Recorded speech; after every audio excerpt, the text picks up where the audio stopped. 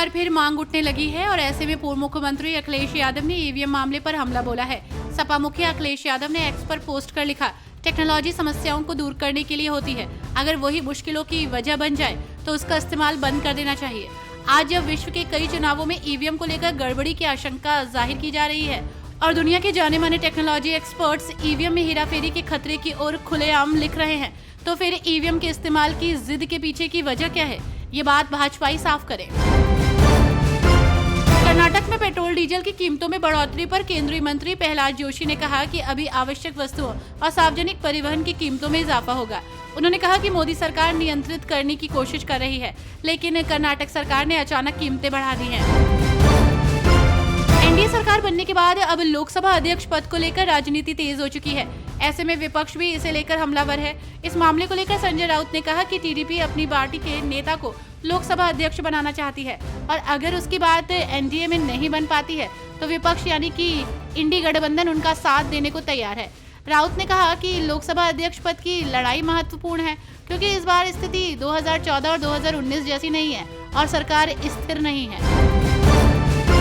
दिल्ली में बढ़ती पानी की किल्लत को लेकर सियासी बयानबाजी भी तेज हो गई है और ऐसे में भाजपा ने आप पर हमला बोलना शुरू कर दिया है। बीजेपी नेता कपिल मिश्रा ने सोशल मीडिया प्लेटफॉर्म एक्स पर लिखा, दिल्ली में पानी के भयानक संकट का सबसे बड़ा कारण जानकर आप चौंक जाएंगे।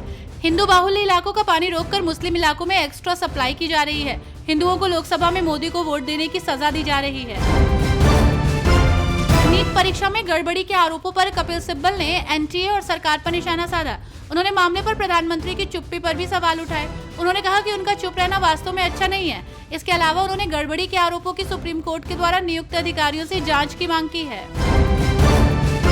केंद्रीय मंत्री जितिन राम मांझी ने कांग्रेस नेता राहुल गांधी और ईवीएम को लेकर बड़ा बयान दिया। मांझी के नए बयान से बिहार के साथ साथ पूरे देश में सियासी भूचाल आने की उम्मीद है।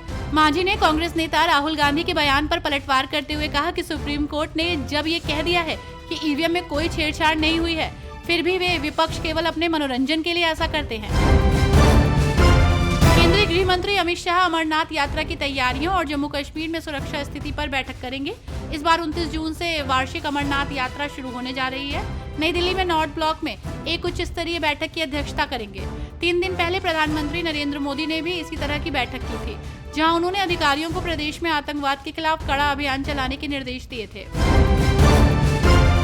लोकसभा चुनाव के बाद महाविकास अघाड़ी की संयुक्त प्रेस कॉन्फ्रेंस में महाराष्ट्र के पूर्व मुख्यमंत्री पृथ्वीराज चव्हाण ने आगामी विधानसभा चुनाव को लेकर महाविकास अघाड़ी के साथ लड़ने का ऐलान किया है। इसके अलावा उद्धव ठाकरे ने भी पृथ्वीराज चव्हाण की बात को दोहराया है, लेकिन महाविकास अघाड़ी में सांगली सीट को लेकर खींचतान एक बार फिर शुरू हो गई है। कर्नाटक सरकार की ओर से पेट्रोल और डीजल पर सेल टैक्स बढ़ाने से राज्य में ईंधन के दामों में बढ़ोतरी हो गई है। इसे लेकर राज्य के मुख्यमंत्री सिद्धारमैया ने कहा कि पेट्रोल और डीजल के नए दाम अभी भी किफायती हैं। उन्होंने सोशल मीडिया प्लेटफॉर्म एक्स पर पोस्ट कर कहा, कर्नाटक सरकार ने पेट्रोल पर वैट बढ़ाकर 19.84% और डीजल पर 18.44% कर दिया है। इस बढ़ोतरी के बाद भी दक्षिण के कई राज्यों की तुलना में कर्नाटक सरकार की ओर से लगाया गया टैक्स कम है। नीट धांधली मामले के आरोपों के बीच केंद्रीय शिक्षा मंत्री धर्मेंद्र प्रधान ने बड़ा बयान दिया। उन्होंने कहा कि नीट मामले में किसी भी तरह की गड़बड़ी करने वाले को बख्शा नहीं जाएगा। बच्चों के भविष्य के साथ कोई खिलवाड़ बर्दाश्त नहीं किया जाएगा। शिक्षा मंत्री ने एनटीए पर भी नाराजगी व्यक्त करते हुए कहा कि एनटीए में भी अगर कोई दोषी होगा तो उसे भी नहीं छोड़ेंगे।